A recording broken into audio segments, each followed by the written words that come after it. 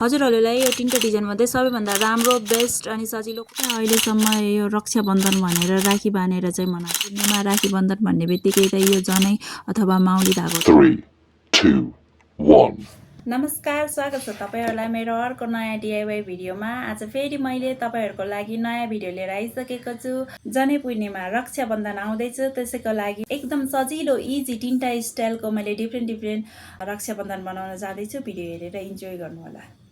यो चाहिँ मैले बनाएको राखीको पहिलो डिजाइन। यसमा मैले दुई कलरको धागो लिएको छु, पिंक र ब्लू भनेर ब्लू नै हैन, ब्लू र ग्रीनको मिक्स कलर छ यो। अनि यो पिंक र यो मिक्स गर्दाखेरि चाहिँ राम्रो देखिने भएर चाहिँ मैले यो दुईटा कलरको धागो लिएको छु। अनि यसरी गोलो गोलो गोलो गोलो गरेर राउन्ड हातैमा मैले घुमाइदिए अनि सट्ट कैचीले काटेर यसरी चाहिँ एउटा शेप गरिसकेको छु। अनि त्यसै गरेर मैले अर्को त्यो ब्लू कलरको धागोलाई नि मैले यसरी शेप बनाए। अनि हेर्न सक्नुहुन्छ मैले क्रस गरेर कसरी खासमा यो गाँठो पारेर लक गर्न खोजेको। यो चाहिँ लक कसरी गर्न जाँदैछु भनेर राम्ररी हेर्नु होला। एकचोटि हेर्नुभयो भने मजाले तपाईले आफैले पनि बनाउन सकिन्छ। अहिलेको रक्षाबन्धनमा 200-300 हालेर रक्षाबन्धन किन्नै पर्दैन। नर्मल 5 रुपैयाँ खाले धागो किनेर लिएर आउने दुईटा, अनि त्यसरी यसरी क्रस गरेर सट्ट बनाइदिने। एकदम स्पेशल पनि भयो आफूले आफ्नै हातले आफ्नो दाजुभाइलाई बनाएर लगाउँदाखेरि एकदम स्पेशल पनि भयो अनि राम्रो पनि, जस्तो मन लाग्छ त्यस्तो डिजाइनको बनाउन पनि सकिन्छ। यसरी मजाले टाइट गरेर कसिसकेपछि चाहिँ अब त्यसको तलपट्टिकोमा चप्प समाउने भिडियोमा हेरे चाहिँ गरेर अनि त्यसलाई स्वाट काटिने।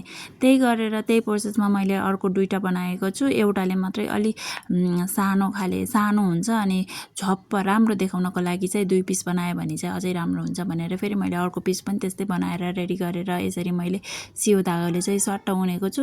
हजुरहरूले चाहिँ गुलु लगाउन पनि सक्नुहुन्छ, तर मैले चाहिँ त्यही धागोको कलरले सट्ट त्यहाँ राखेर एउटा पल्स मोतीको गेडा राखेर मैले सिलाइदिएको छु, उनिदिएको छु। अनि त्यसपछि फेरि ग्लु लगाएर मैले चाहिँ यो राइन्स स्टोन मैले टाँसिदिएको छु टक्क पल्सको वरिपरि। अनि त्यति गरिसकेपछि अलिकति ब्युटिफुल र राम्रो पनि देखिन्छ। अनि फेरि राखी त्यति ठुलो भ्यात्त भयो भने पनि नराम्रो देखिन्छ भनेर फेरि मैले साइडको पनि अलिकति झुम्काहरू काटेर अलिकति गोलै चाहिँ अलिकति सानो गरेर रेडी गरेँ। अनि त्यसपछि फेरि मैले यो वाक्सिङ पेपरको टुक्रालाई सानो गोलो साइजमा काटेर रेडी गरेँ। अब जनै पूर्णिमा राखी बन्धन भन्ने बित्तिकै त यो जनै अथवा माउली धागो त चाहिन्छ। सो त्यही धागोलाई मैले युज गरेको छु। अनि डोरी चाहिँ त्यही धागोको बनाएको छु डबल गरेर। अनि तलपट्टि वाक्सिङ पेपरमा ग्लु लगाएर फुललाई टाँसेपछि फर्स्ट नम्बरको राखी भनेर रेडी भयो। त्यसै गरेर अब फेरि मैले सेकेन्ड नम्बरको राखी बनाउन जाँदैछु। त्यसको लागि पनि फेरि मैले यो माउली धागो लिएको छु। फर्स्टमा त यो माउली धागोलाई मैले 3 पिस बनाएँ, लामो हातमा बाँध्न मिल्ने गरेर लामो गरेर 3 पिस बनाएर त्यसको टुप्पा बराबर गरेर एक साइडमा गाँठो पारेँ। मैले चाहिँ अब पल्सको राखी बनाउन जाँदैछु, पल्स राखी, मोतीको राखी। सो त्यसै गरेर मलाई चाहिने मोतीहरू मैले लिएको छु। एउटा चाहिँ व्हाइट मोती लिएको छु भने अर्को चाहिँ गोल्डन बिड्स लिएको छु। अनि फर्स्टमा त मैले मिडियम साइजको 3टा मोती 3टै धागोमा मैले राखेँ। अनि त्यसपछि 3टा धागो चप्प समातेर चाहिँ गोल्डन बिड्स, अनि त्यसपछि फेरि मोती बिड्स गरेर मैले 4 लाइन्स राखेको छु। बिचमा चाहिँ मैले डबल गोल्डन बिड्स राखेको छु भने साइडमा चाहिँ एउटा गोल्डन बिड्स राखेर यो पनि राखी कम्प्लिट गरेको छु। अब त्यसै गरेर मैले थर्ड नम्बरको राखी बनाउन जाँदैछु। त्यसको लागि पनि मैले चाहिने सामान चाहिँ रेडी गरिसकेको छु।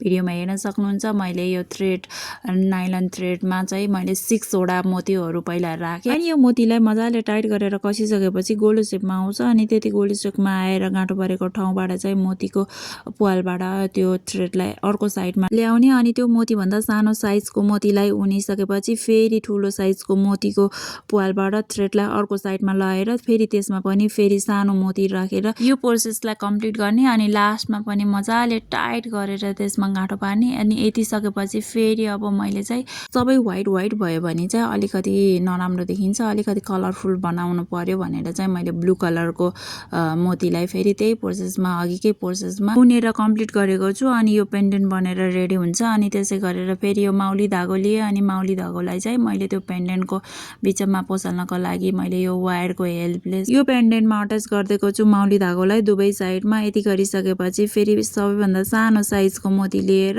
मोती चाहिँ 3टा, अनि त्यसपछि फेरि अब ब्लू कलरको एउटा राख्नु पर्यो भनेर अनि लास्टमा चाहिँ ब्लू कलरको मोती एउटा गरेर साइडमा राखिसकेपछि दुवै साइडमा मजाले टाइट गरेर गाँठो पारिदिने। अनि त्यति गाँठो पारिसकेपछि मोती पनि खस्दैन। सो अनि मेरो थर्ड वाला रक्षाबन्धन राखी पनि बनेर रेडी भइसकेको छ। भिडियोमा भिडियोमा हेर्न सक्नुहुन्छ। हजुरहरूलाई यो 3टा डिजाइन मध्ये कुन डिजाइन सबैभन्दा राम्रो र सजिलो बेस्ट लाग्यो कमेन्टमा आएर भनिदिनु होला। र तपाईहरूले रक्षाबन्धन मनाउनुहुन्छ, राखी बान्दिनुहुन्छ भने आफ्नै हातले बनाएर स्पेशल डेलाई झन् स्पेशल बनाउनु होला। र जाँदा एउटा कुरा, मैले चाहिँ अहिलेसम्म यो रक्षाबन्धन भनेर राखी बानेर चाहिँ मनाएको छैन ल, आफ्नो दाजुभाइलाई बानेको छैन।